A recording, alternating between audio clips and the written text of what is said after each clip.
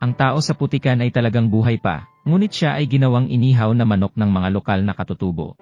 Upang maiwasang mamatay ng ganoon kabilis ang lalaki, nilagyan muna ng mga katutubo ng tubo ang kanyang tenga, ilong at lalamunan. At kapag tumigas na ang putik, agad itong itinataas sa ihawan ng barbecue. Pagkatapos ay ipagpatuloy ang pag-ikot ng patpat hanggang sa ito ay pantay na uminit. Dahil ang lupa ay nakahiwalay sa kanyang katawan, naramdaman na lamang ng lalaki na unti-unti na siyang sinusunog hanggang sa mamatay, ngunit hindi ito ang pinakamalupit na bagay. Ang pangalawang lalaki na nagnakaw ng garing ay agad na itinali sa lupa ng mga katribo, at pagkatapos ay isang ahas ang itinapon sa kanyang harapan, ngunit ang ahas ay hindi sumalakay sa lalaki, ngunit siya ay pumunta sa apoy. Pagkatama niya ng apoy ay bigla siyang tumalikod at pinuntahan ang lalaki. Nakatayo lang ang kasama niya. Hindi niya alam kung ano ang susunod na naghihintay sa kanya. Hindi nagtagal ay dinala siya sa lugar ng pagbitay. Upang patayin ito ng dahan-dahan, tumingin muna ang korte sa lambat at nagpaputok ng palaso 500 metro ang layo. Kapag tumakbo siya palabas ng gusali, babarilin siya ng korte at papatayin sa malamig na dugo. Nagustuhan ng Trebesman sa gilid ang gintong singsing sa kamay ni Uncle Lang, at nang hindi niya ito matanggal ay gusto na niyang putulin. Ngunit nakita ito ng ibang mga katribu at agad siyang pinigilan. Dahil sa kanyang mga mata, silang Shu ang naging sentro ng atensyon, kaya maaari rin niyang samantalahin ang pagkakataong ito para umalis. Pagkalabas niya, lumingon siya ng 3 beses. Hindi talaga siya makapaniwalang pakakawalan siya ng mga ito. Dahan-dahang umalis ang lalaki, ngunit hindi nataranta ang mga miyembro ng tribo. Ngunit hindi pinangarap ng lalaki na ang kanyang biktima ay ang kanyang sarili. At agad na sumugod ang unang kawal. Bagamat malakas ang katawan ni Lang Shu, hindi niya nakayanan ang mainit na panahon sa Afrika.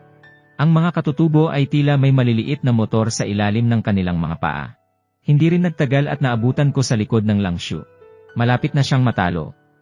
Ilang metro ang layo ng maliit na motor, at sa sumunod na segundo, ay inihagis niya ang kanyang mahabang sibat.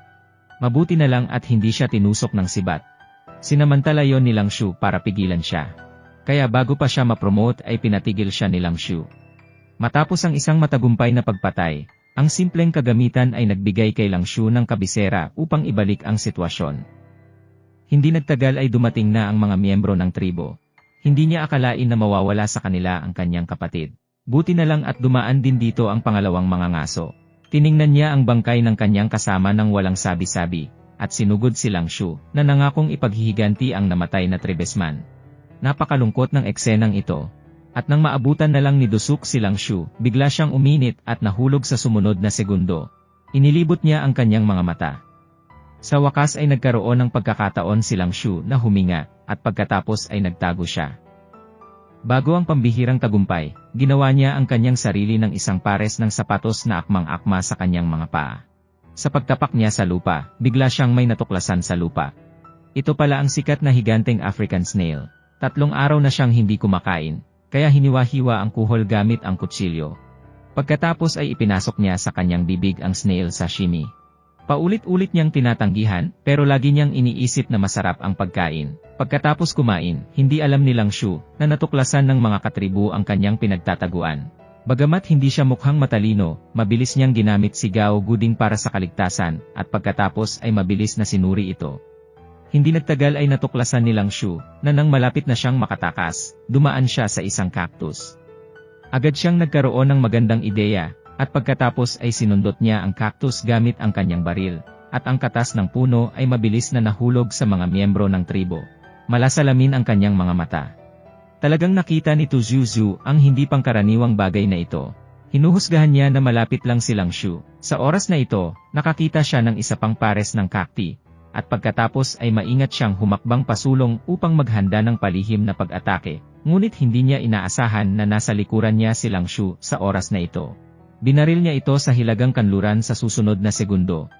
Nang makitang sunod-sunod na pinapatay ang mga tao mula sa iba't ibang tribo, hindi na napigilan ng kapitan ang kanyang sarili, at nagpasya na personal na pamunuan ang isang pangkat upang palibutan at sugpuin ang lalaki.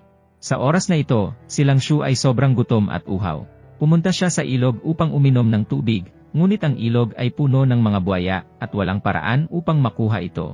Wala siyang choice kundi tumakbo sa puno sa pagkabigo, ngunit hindi niya alam na ang lupa sa kagubatan ay puno ng mga buwaya. Hinahanap siya ng mga miyembro ng tribo. Iyon ay nang biglang lumitaw ang isang tunay na katulong, at hinila ni Lang Shu ang kanyang tiyan upang maiwasan ang nakamamatay na pag-atake. Pagkatapos ay lumaban siya, at silang dalawa ay nag-away sa unang pagkakataon. Sa huli, natalo si Lang Shu, ngunit hindi siya nagsalita tungkol sa 5. Tulad ng isang itim na lalaki na naghahagis ng nakamamatay na bola ng dumi, ang kanyang mga mata ay maaaring agad na maalis ng putik. Natalo si Lang Shu at nahulog ang kanyang sandata sa susunod na segundo. Matapos siyang ipadala upang kunin ang batas, galit na galit si Kapitan Q nang makita niyang pinatay ang isa pa niyang kapatid, kaya nagpasya siyang ipadala ang buong tribo upang tugisin si Lang Shu. Matapos maghanap, sa wakas ay natagpuan nila ang lokasyon ni Lang Shu. Sa ganitong paraan, desperado lang na tumakbo si Lang Shu. Ngunit gaano man kabilis ang kanyang pagtakbo, ay hindi niya nakayanan ang pagtugis ng napakaraming tao. Sa huli, natalo si Lang Shu at tumigil sa pagtakbo. Mabilis siyang nag-apoy ng bolang apoy sa lupa, at pagkatapos ay ginamit ang tuyong damo bilang anino upang ipagpatuloy ang pagbaril pasulong. Matapos ang ilang putok, lumakas ang apoy, unti-unting nabuo ang isang pader ng apoy na humarang sa pagtugis ng mga katutubo. Sa pagtingin sa walang utang na loob na lupain, si Lang Shu ay labis na nasasabik. Sa wakas ay nailabas na rin ang mga emosyon na ilang araw nang pinigilan.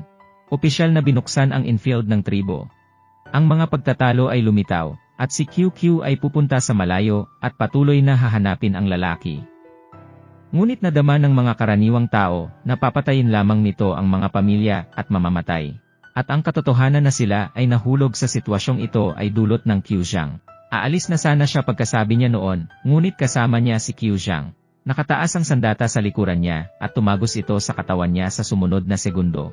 Pagkatapos ay pinangunahan niya ang mga tao upang ipagpatuloy ang paghabol. Ang mga lobo ay dumaan sa mga bundok at ilog, dumaan sa higit sa 100 tribo, at sa wakas ay nakakita ng isang kastilyo. Ngunit dahil sa sobrang kakulangan ng tubig sa kanyang katawan, siya ay nahimatay. Sumugod din si Brother Xiao Mada sa oras na ito. Si Bixin, na gusto lang maghiganti, ay hindi man lang pinansin ang video sa labas ng kastilyo. Itinaas niya si Chang Mao, malapit nang tapusin ang Lang Shu. Ngunit natumba siya ni Xia Shengguan sa susunod na segundo. Nang makita ang hukbo sa kastilyo na nagpapadala sa dinastiyang Qing, alam ni QQ na hindi siya ang kanyang kalaban, kaya kinuha niya ang natitirang 2 tao at naghanda na umalis. Parang may narealize si Lang Shu at nagising. Kumaway siya na parang kaibigan at nagpaalam sa kapitan na nagpahayag din ng matinding paggalang sa kagalang-galang na kalaban na nasa harapan niya.